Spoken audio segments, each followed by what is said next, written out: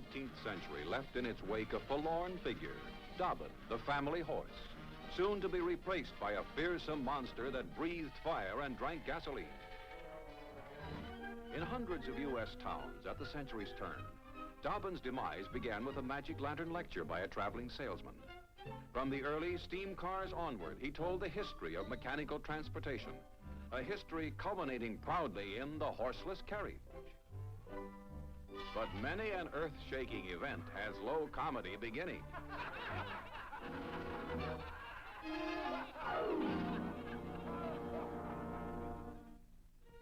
In place of gasps of amazement, the intrepid lecturer oft reaped hoots and howls from his audience. For though by 1900 more than 40 automobile factories were already in operation, the noisy, smelly, dangerous toy cast hardly more of a shadow on the national scene than this wayward cat.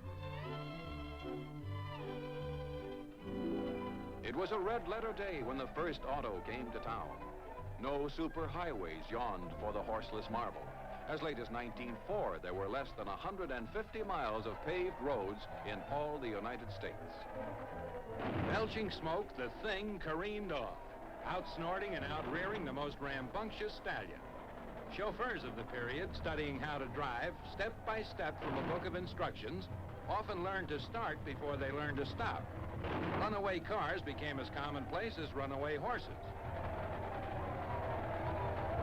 The entire population ran madly behind shouting advice, every word of it wrong.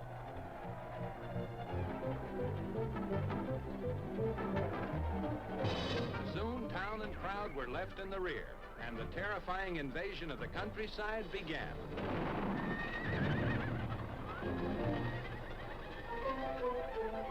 The embattled farmer greeted the car with an affection reserved till then for the drought and boll weevil.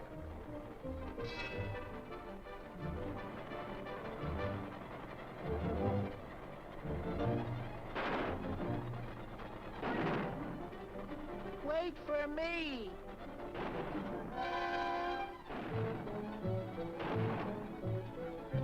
So the iron monster, cheered and jeered, loved and despised, cut a swath across rural America.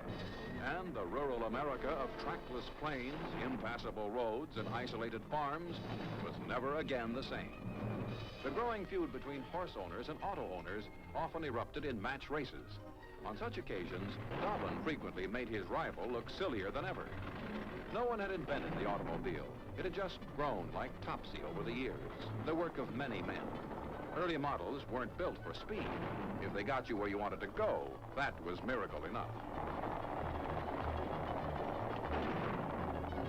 Dobbin breezed home to triumph and disillusionment, for the interest of the crowd was not in the victor, but the vanquished. Silently, without even noticing, the parade passed by. Within 3 decades, the horse, man's chief means of transportation for centuries, was to vanish almost entirely from the nation's thoroughfares. And this was the beginning. Over Main Street was sweeping a wondrous change. By 1903, production of cars had reached a stupendous 9,000 a year. Begoggled drivers passed in polished metal splendor. There were some hitches, and most of the hitches were still to horses. Races between autos and horses became things of the past. Barney Oldfield, most famous of daredevils, pushed the record to a fabulous mile a minute and beyond. This is a dramatic reenactment with Oldfield himself reliving years later one of his great speed runs. This is the real thing. Rare and authentic pictures of the Vanderbilt Cup race of 1906. New Yorkers departed at midnight to attend a contest which started at dawn, covered 100 miles of curved and rutted Long Island roads, and was so accident-ridden it had to be abandoned. By 1914, the year these scenes were taken, dirt track racing was a national sport. When wheels squirted off, as they often did, drivers kept on going. On dry days, dust was kicked into a blinding, choking, almost solid wall. But public interest was stimulated, and new developments tested amid the racetrack's dirt and danger.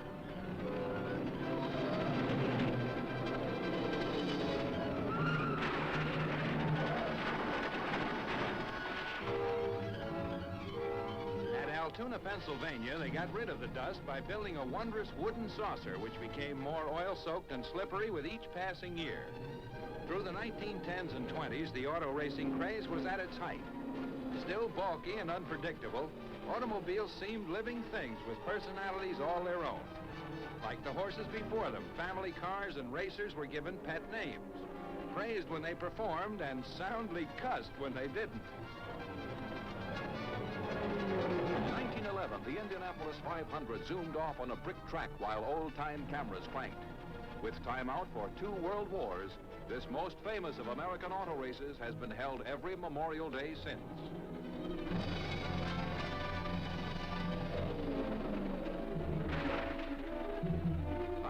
'16 saw the birth of the Pikes Peak climb.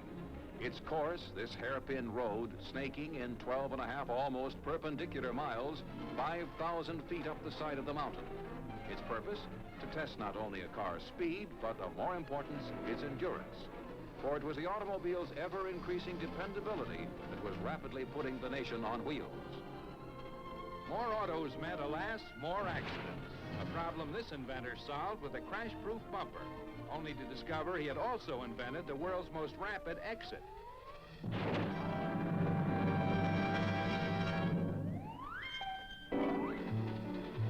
Another genius devised this supreme test. Kerplunked, flunked, junked. Back in 1916, cars came in every conceivable shape and size. There were 140 different U.S. manufacturers then. Today, there are 6. This Denver, Colorado street scene of 1919 shows that the traffic jam had come to stay.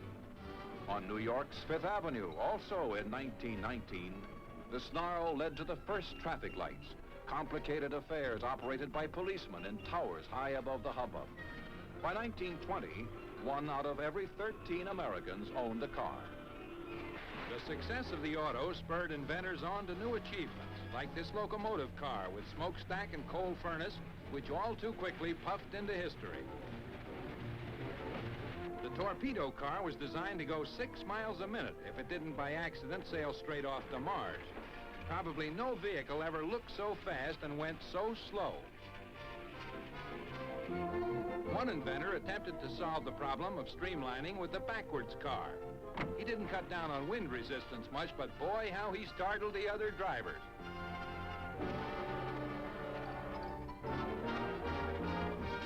France's submarine car was supposed to travel not on your land, but on and under the water. And surprisingly enough, that is exactly what he did, cruising downward until only the smokestack marked its path. Oh, what a place to run out of gas. Most novel of auto inventions was England's Dynasphere, which did away with the car entirely and just used the tire. The driver acted as an inner tube.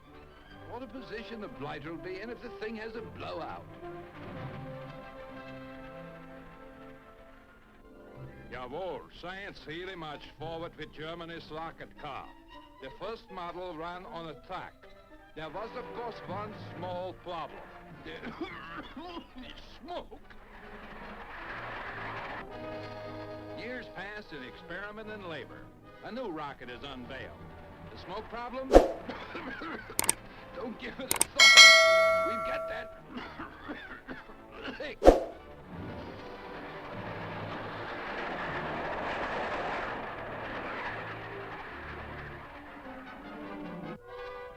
The scientist never gives up.